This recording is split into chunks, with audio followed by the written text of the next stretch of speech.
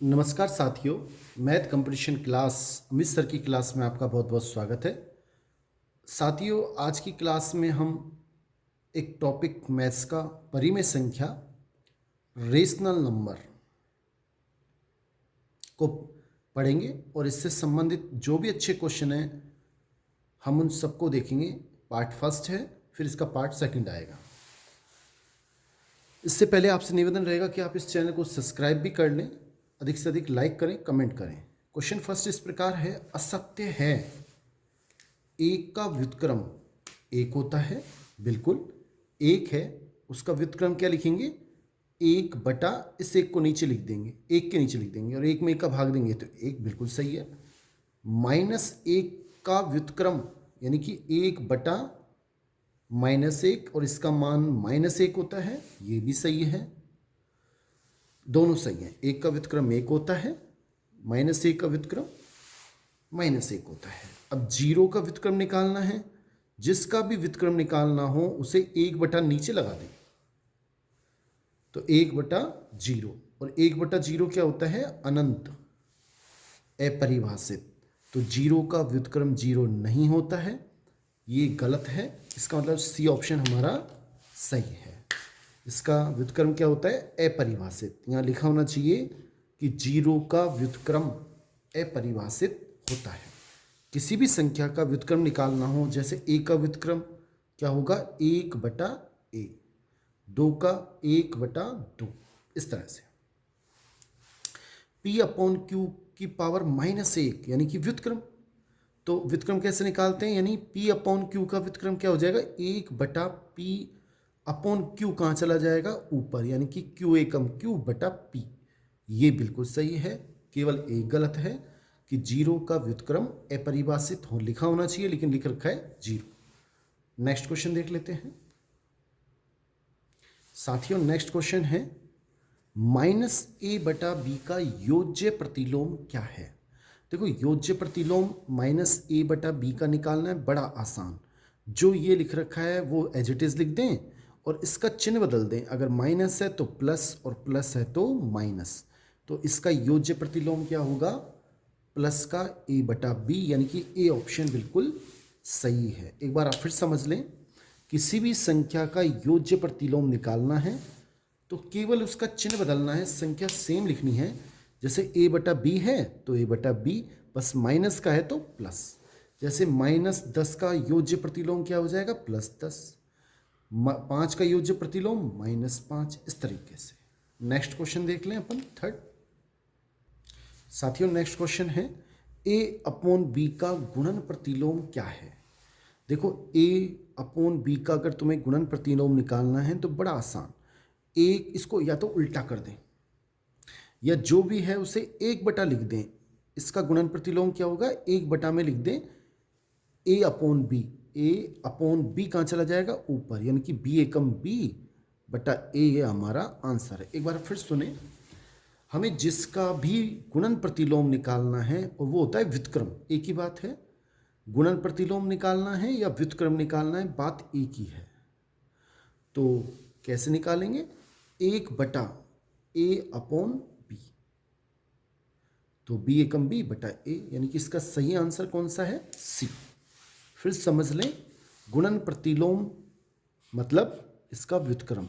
और एक बात और समझ लें, गुणन प्रतिलोम का मतलब क्या होता है कि अगर इन दोनों संख्याओं को गुणा करेंगे तो एक आना चाहिए। देखो आ रहा है कि नहीं आ रहा? ए अपॉन बी को अगर बी अपॉन ए से गुणा करेंगे तो एक आ जाएगा, ये इससे कट जाएगा, ये इससे एक आ गया। नेक्स्ट देख लेते हैं साथियों। नेक्स्ट क्वेश्चन है, -5/6, 2/-3 और -1/2 में सबसे बड़ी संख्या कौन सी है? देखो, आपको जब भी सबसे बड़ी संख्या निकालनी है, भिन्न संख्याओं में छोटी निकालनी है, छोटी बड़ी कौन सी बड़ी है, तो आपको सबसे पहले जो नीचे संख्याएं हैं, एक तो -5/6 है, -2/3 है, माइनस ऊपर लिख सकते हैं, और -1/2 है। जो नीचे संख्या है 6, 3 और 2, इनका एलसीएम निकालना चाहिए। पहले 2 तो यहाँ 3 आएगा, फिर 3 आएगा, फिर 1, फिर 3, 1 1 1, यानी कि इनका एलसीएम कितना है? 2 3 6।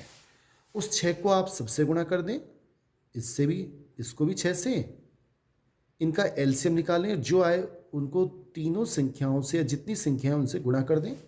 6 से 6 कट जाएगा -5, 3 दूना 6 यानी कि -4, 2 तिया 6 यानी कि -3। अब हमसे पूछ रहा है सबसे बड़ी संख्या। देखो आपको पता होना चाहिए कि वैसे तो 5 और 4 और 3 होते प्लस के तो ये सबसे बड़ी संख्या है, लेकिन अगर माइनस से गुणा कर दिया ये सबसे बड़ी होती है, फिर ये छोटी, ये सबसे छोटी। लेकिन अगर माइनस से गुणा कर दें तो जो सबसे छोटी होती है वो सबसे बड़ी हो जाती है, जो सबसे बड़ी है वो छोटी हो जाती है, वो ऋणात्मक हो जाती है। तो इसमें सबसे बड़ी संख्या पूछी है तो ये -3 सबसे बड़ी संख्या होगी।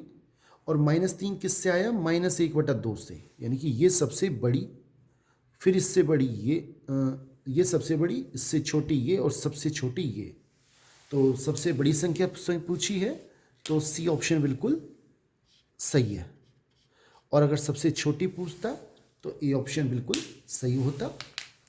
नेक्स्ट क्वेश्चन देख लेते हैं साथियों। ये नेक्स्ट क्वेश्चन 5वां है। -2/5, 3/5, -7/6 और 3/7 का अवरोही क्रम क्या है? अवरोही क्रम मतलब सबसे पहले बड़ी संख्या, फिर छोटी, फिर छोटी।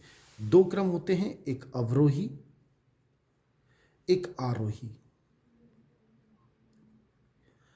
आरोही इसमें देखो आप ध्यान से देखें, 4 शब्द हैं, यानी ये बड़ा है, ये छोटे, इसमें कम अक्षर आ रहे हैं।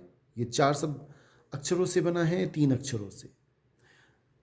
ये ट्रिक्स है, कोई नियम नहीं है कि 4 अक्षरों से मतलब सब पहले बड़ी, फिर छोटी, फिर छोटी। इसमें पहले छोटी, फिर बड़ी, फिर बड़ी। मतलब अब आरोही क्रम का मतलब है सबसे बड़ी संख्या, फिर घटते क्रम में लिखना है, और इसमें बढ़ते क्रम में लिखना है। अब पहले तो हम ये देखें सबसे बड़ी संख्या है कौन सी। सबसे बड़ी संख्या कौन सी होगी? -2 पहले हम नीचे वालों का एलसीएम निकाल लें। किस किस का? अभी आपको बताया था मैंने, भिन्न वाली संख्या बड़ी छोटी निकालनी है, पहले आप एलसीएम निकालेंगे। 5, 1, 1, 6, 7, तो ये 6 लिख दें, फिर 1, 1, 1, 7, फिर 7 लिख दें, तो कितना आएगा? 5 छंग 30 और 3 3 7 21 यानी 210। माइनस के 2/5 इंटू 210, 3/5 इंटू 210, माइनस के 7/6 इंटू 210 और 3/7 इंटू 210। 5 से भाग दें, 5 चौक 20 और 5 दूनी 10। और जब इसको इससे गुणा करेंगे -84 आएंगे। 5 चौक 20 और 5 दूनी 10, 2 तिया 6 और 3 चौक 12, 126 आएंगे। 6 से जब भाग देंगे तो 6 1 तिया 18 और 6 पंजे 30, माइनस के 7 5 35, 3 7 तिया 21 और 3 24, 7 एकम 7, 7 तिया 21, 3 तिया 90। तो इसमें हमें सबसे बड़ी संख्या पहले लिखनी है, 126 सबसे बड़ी है, जो कि किससे आया? हमारा सेकंड नंबर से, 3/5 से। तो ये 3/5 सबसे बड़ी, फिर उससे छोटी हो गई 90, फिर सबसे इससे छोटी कौन सी होगी? 90। ये किससे आया? 3/7 से, ये सेकंड नंबर पर। पहले बड़ी, फिर छोटी, फिर और छोटी और छोटी। अब इन दोनों में से छोटी कौन सी होगी? अभी आपको बताया था 245 बड़ा है, ये छोटा है, लेकिन माइनस से गुणा करने पर जो बड़ा है वो छोटा हो गया, तो ये छोटा हो गया और ये बड़ी संख्या है। हमें बड़ी देखनी है, पहले बड़ी, फिर छोटी, फिर उससे छोटी, फिर लास्ट में सबसे छोटी। तो ये सबसे छोटी है, किससे आया? ये माइनस के 7/6 और ये आएगा माइनस के 2/5। तो सही आंसर हमारा सी है। मेरे ख्याल से समझ में आ रहा होगा आपको।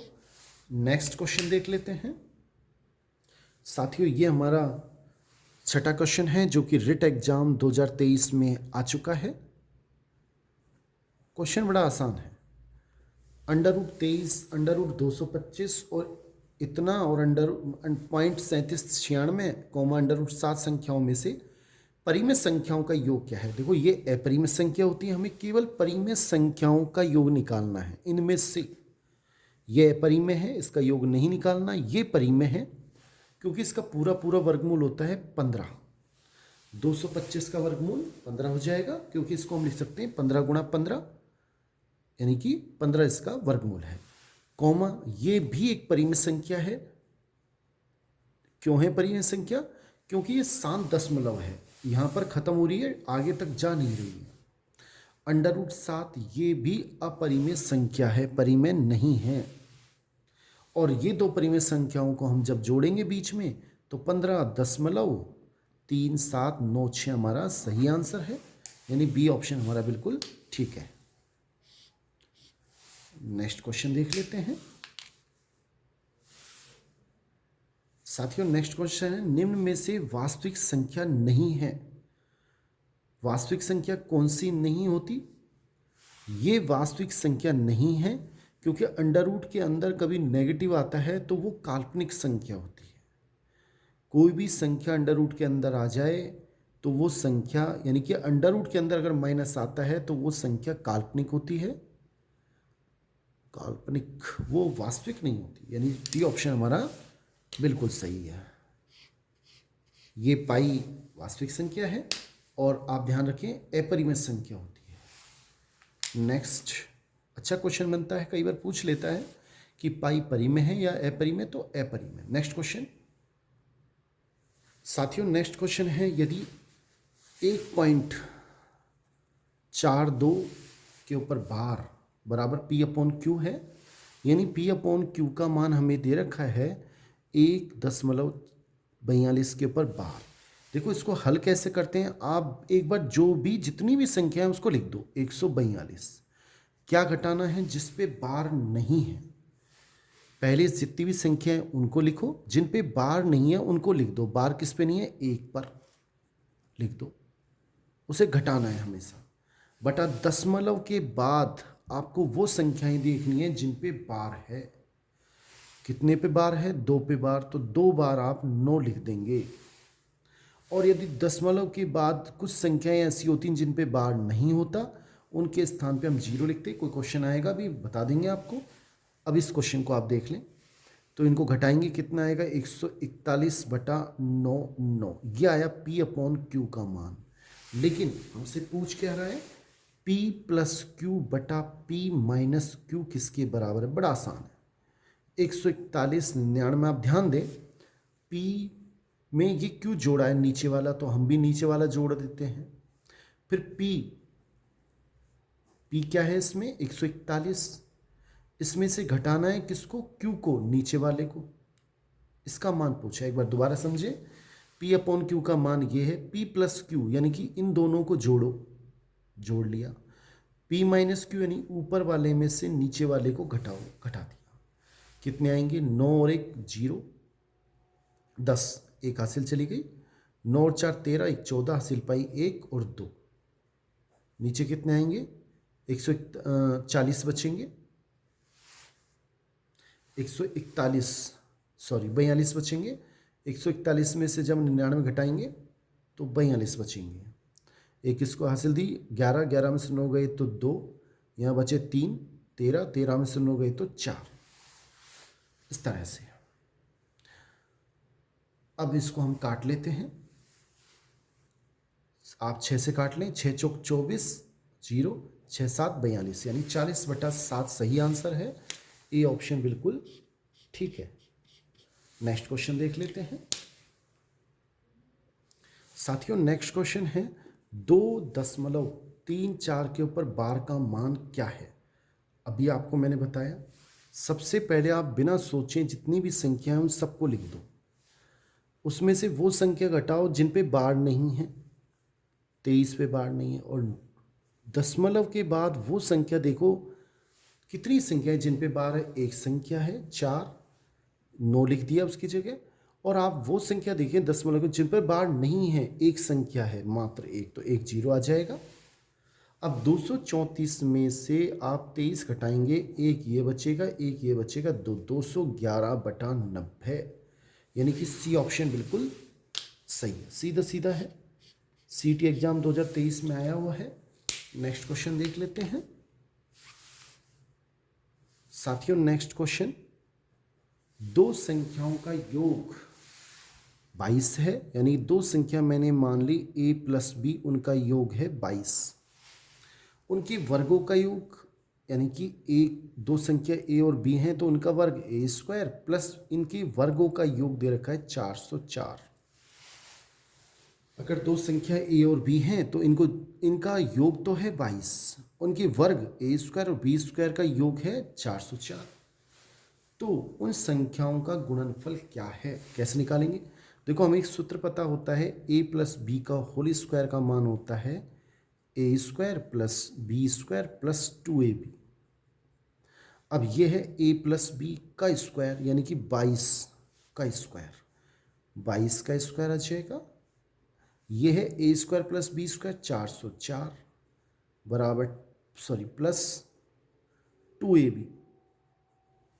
अब 22 का स्क्वायर कितना आएगा? 22 इंटू 22, 22 दूना 44, 4 22 दूनी 44 और 4 48, यानी कि 484 माइनस इसको इधर लिया है 404 बराबर प्लस 2ab। सॉरी, एक बार मैं दोबारा लिख देता हूँ। ये आया अपना 484 माइनस 404 बराबर 2ab, ये बराबर इधर ही रहेंगे। अब 484 में से 2ab बराबर क्या बचेगा? 80 बचेंगे। 484 में से 404 घटाएंगे, 80 बचेंगे। और ab का मान कितना आ जाएगा? 2 का भाग लगाएंगे 40। क्यों आएंगे 40? 2 का भाग दिया, 80 का आधा 40। और हमसे यही पूछ रहा है उन दोनों संख्याओं का गुणनफल क्या होगा। ए और बी का गुणनफल कितना होगा? 40 होगा, और ये हमारा सही आंसर है।